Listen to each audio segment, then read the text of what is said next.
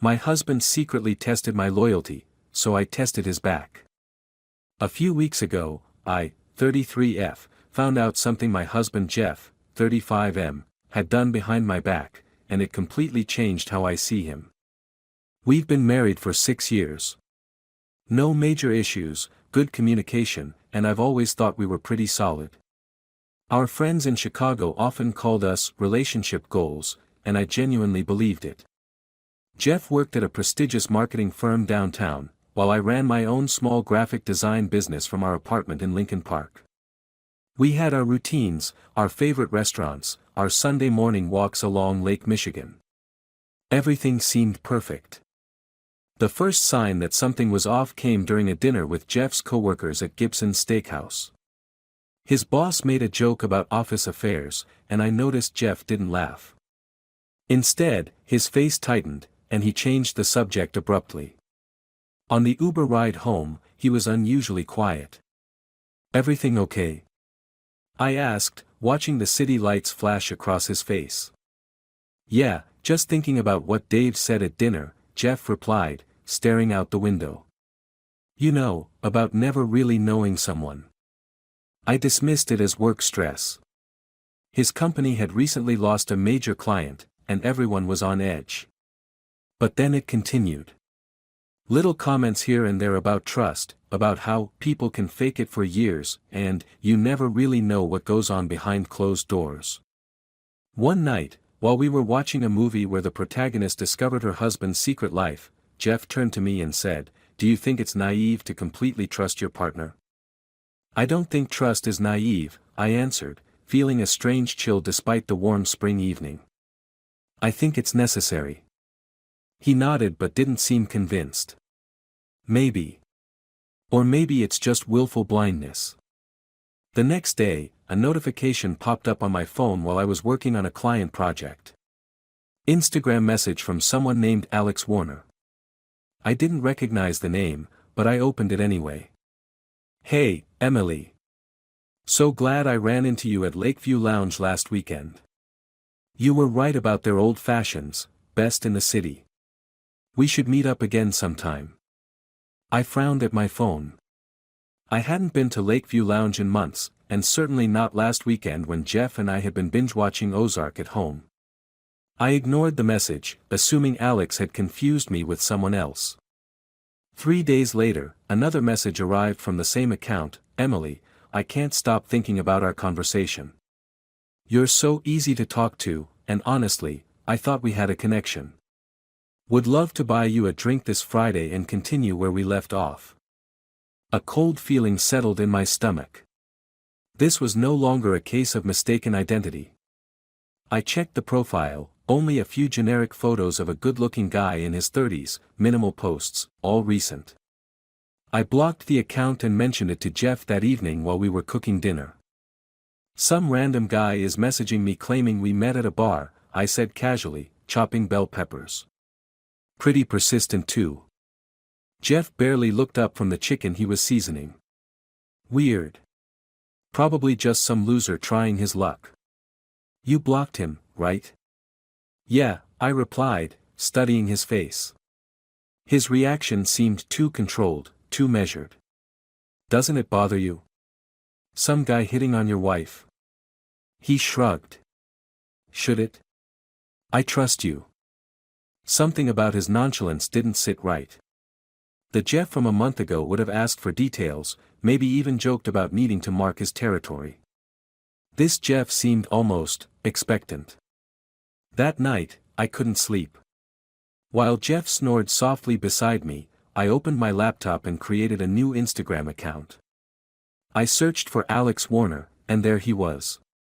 The account had been created just 2 weeks ago. No posts older than that. No connections to any of my friends or local businesses. Just empty. I remembered my college roommate Tasha now worked in cybersecurity. I sent her a message the next morning with the phone number linked to the account, asking if she could trace it. "That's a prepaid phone," she texted back a few hours later. "Activated on April 3rd at the Walmart on North Avenue. Can't tell you who bought it, though. Sorry, M." The Walmart on North Avenue. Where Jeff always stopped on his way home from the gym on Tuesdays. April 3rd was a Tuesday. My hands trembled as I scrolled through our shared calendar to confirm. Jeff had indeed gone to the gym that evening. I checked our credit card statement online. There was a charge at that Walmart for $49.99 plus tax, about the cost of a basic prepaid phone. I waited until Saturday morning, when we were having coffee on our small balcony overlooking the city. Jeff was relaxed, scrolling through his phone, completely unsuspecting. "I need to ask you something," I said, setting down my mug. "And I need you to be honest." He looked up, eyebrows raised. "Always am. Did you create a fake Instagram account to message me?" The question hung in the air between us. For a split second, his eyes widened before he controlled his expression. "What? No, of course not. Why would I do that?" "Because you've been talking about trust issues for weeks. Because the account was created right after you started making those comments. Because the phone linked to it was purchased at the Walmart where you shop, on a day you were there." "That's ridiculous," he scoffed, but his voice had an edge to it. "You're being paranoid." "Am I?" "Because I can ask them to check the security footage." This was a bluff, but I watched his face carefully. His expression crumbled, and in that moment, I knew. "It wasn't supposed to be a big deal," he finally said, his voice quiet. I needed to know." "Know what?" My voice was ice. "That you wouldn't, that if someone approached you. I needed to see how you'd react." I felt like I'd been slapped. 6 years of marriage, and he thought he needed to test me? To set a trap? "So you pretended to be some guy I supposedly met at a bar, to see if I'd cheat on you? That's your idea of, not a big deal?" "Emily, please. I've been going through some stuff lately. Dave's wife cheated on him after 15 years of marriage.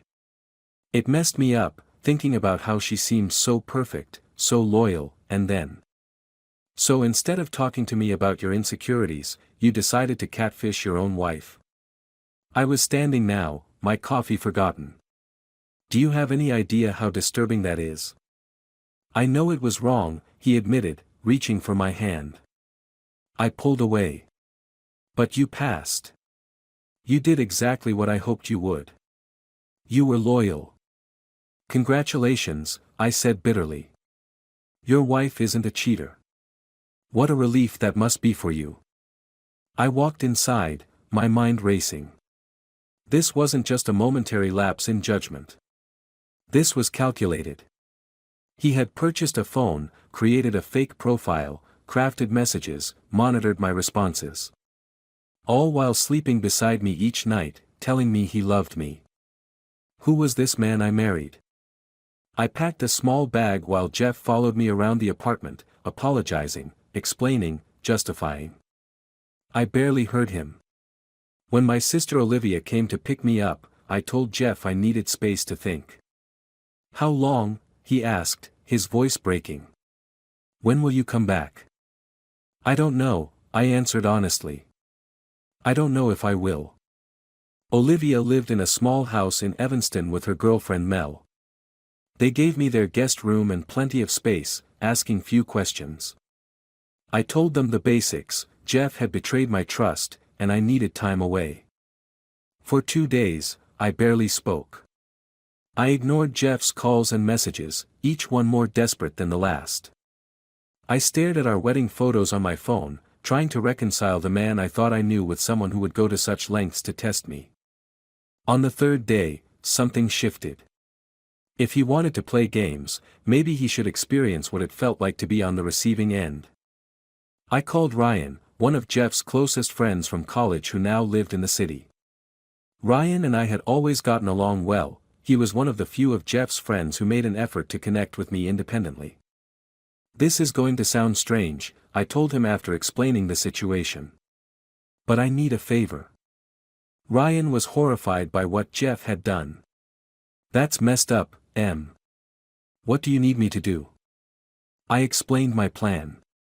Ryan knew about Jeff's past, including a woman named Megan he'd had a fling with during his senior year of college, before we met. It had been intense but brief, ending when Megan transferred to another school. Jeff had mentioned her occasionally over the years, always with a certain wistfulness. Ryan created a fake email account in Megan's name and sent Jeff a message. "Jeff, it's been years, I know.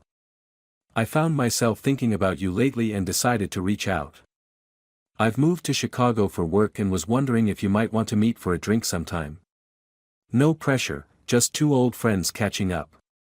I've always regretted how abruptly things ended between us. Megan." Ryan forwarded me Jeff's response, which came less than 5 minutes later. "Megan, wow, what a surprise. Of course I remember you. I'm married now, her name is Emily, but I sometimes miss those wild days in college. We had something special, didn't we? You still look the same in your profile pic. Chicago, huh? What part of town are you in? Jeff." My hands were shaking as I read his words. Not, "I'm happily married." Not, "I don't think that would be appropriate." Instead, "I sometimes miss those wild days," and a question about where she lived. Ryan sent one more message, "I'm in Wicker Park. Would love to hear about your life now. Maybe this weekend?" Jeff's reply, "This weekend is tough, Emily's actually staying with her sister right now. We had a bit of a fight. But maybe next week? I could meet you after work one day." I asked Ryan to stop there. I had seen enough. When I returned to our apartment the following day, Jeff's face lit up with hope. Thank God. I've been going crazy without you. Can we please talk about this? I know I made a huge mistake, but..." I placed my phone on the kitchen counter between us, open to the email exchange. "You made more than one." He stared at the screen, the color draining from his face. "What is this?" "This is what it feels like, Jeff. To be tested. To be played with. Except you failed your test." "That's not fair," he sputtered. "You set me up. Exactly how you set me up. Funny, though, I rejected my fake admirer immediately. You, on the other hand, couldn't wait to meet up with yours. While your wife was away, no less. It wasn't like that. I was just going to tell her about you in person." "Save it," I said, suddenly exhausted.